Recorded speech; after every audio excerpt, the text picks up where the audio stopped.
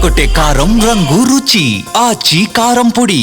Vijayawada భవానీపురంలో tension వాతావరణం నెలకొంది. Supreme court stay ఇచ్చినా పట్టించుకోకుండా తమ ఇల్లు కూల్చేశారంటూ బాధితులు ఆందోళనకు దిగారు. పెట్రోల్ పోసుకుని ఆత్మహత్యాయత్నం చేయడంతో పరిస్థితి ఉద్రిక్తంగా మారింది. విజయవాడ భవానీపురంలో బుల్డోజర్ పని కానిచ్చేసింది. 42 ఇళ్లను కూల్చేసింది. దీంతో పరిస్థితి ఉద్రిక్తంగా మారింది.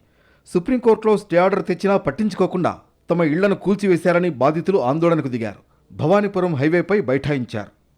ఆల్రెడీ సుప్రీంకోర్టులో డిసెంబర్ 31 వరకు టైం ఇచ్చారు.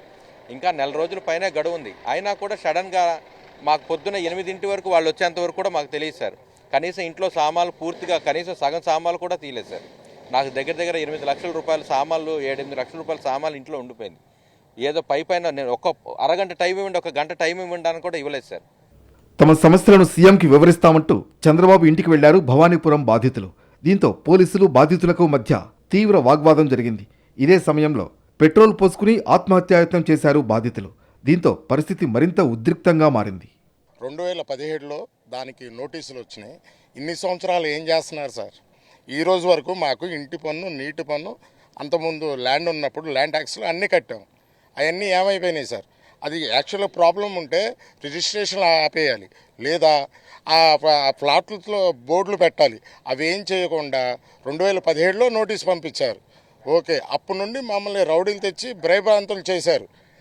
లాస్ట్ ఇయర్ దాకా కూడా రిజిస్ట్రేషన్ జరిగినాయి సార్. ఎందువల్ల ఆపట్లేదు?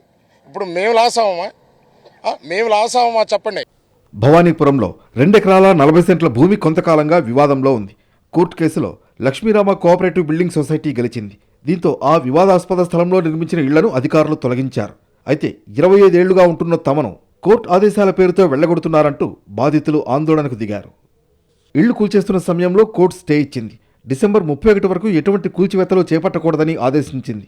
స్టే వచ్చిన విషయాన్ని పోలీసుల దృష్టికి తీసుకెళ్లినా పట్టించుకోలేదని బాధితులు మండిపడుతున్నారు. సుప్రీంకోర్టు ఆర్డర్కు సంబంధించిన వీడియో చూపించినా కూల్చివేతలు ఆపలేదని ఫైర్ అవుతున్నారు. మేమేమి అసలు ఎవరిది దోచివ్వమనట్లేదు. మాది న్యాయంగా మేము కొనుక్కున్న దాన్ని మాది మాకు అప్పచెప్పాలని, ఇంకెవరికి మేము ఎవరిని ఆశ్రయించాలో కూడా మాకు తెలియని స్థితిలో ఈ టైంలో అయినా కానీ ఆడవాళ్ళమైనా ఎందుకు వచ్చామంటే ఎవరిని ఆశ్రయించాలో మాకు తెలియట్లేదు. మాకు మార్గం చూపించే వాళ్ళు లేరు. డబ్బులు ఉన్న వాళ్ళకి డబ్బులు పడేసి ఏమైనా చేస్తారండి. మా దగ్గర లోవర్ మిడిల్ క్లాస్ వాళ్ళ దగ్గర ఇంత వేరే వాళ్ళకి లాగా లక్షలు పెట్టి లాయర్లు కొనే స్థితిలో కూడా మేము లేము. మాకు ప్రభుత్వం తప్ప, సీఎం గారు తప్ప ఎవరూ న్యాయం చేయలేరు. అది మాకు తెలుస్తుందండి.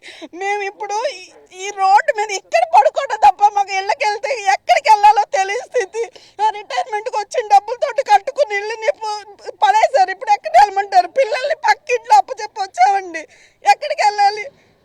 రాత్రి పొద్దుపోయే వరకు ఆందోళన ఆగకపోవడం, పోలీసులతో బాధితులు వాగ్వాదానికి దిగడంతో ఉద్రిక్త వాతావరణం కనిపించింది. ఇదే సమయంలో సీఎం ఇంటి వరకు బాధితులు వెళ్లడంతో పోలీసులు భారీగా మోహరించారు. ఇవాళ ఉదయం వచ్చి సమస్యలను లిఖితపూర్వకంగా ఇవ్వాలని స్థానిక పోలీసులు సూచించారు. అధికారుల దృష్టికి తీసుకువెళతామనడంతో ఇవాళ ఉదయం పోలీసులను కలిసి ఫిర్యాదు చేయాలని బాధితులు నిర్ణయించారు.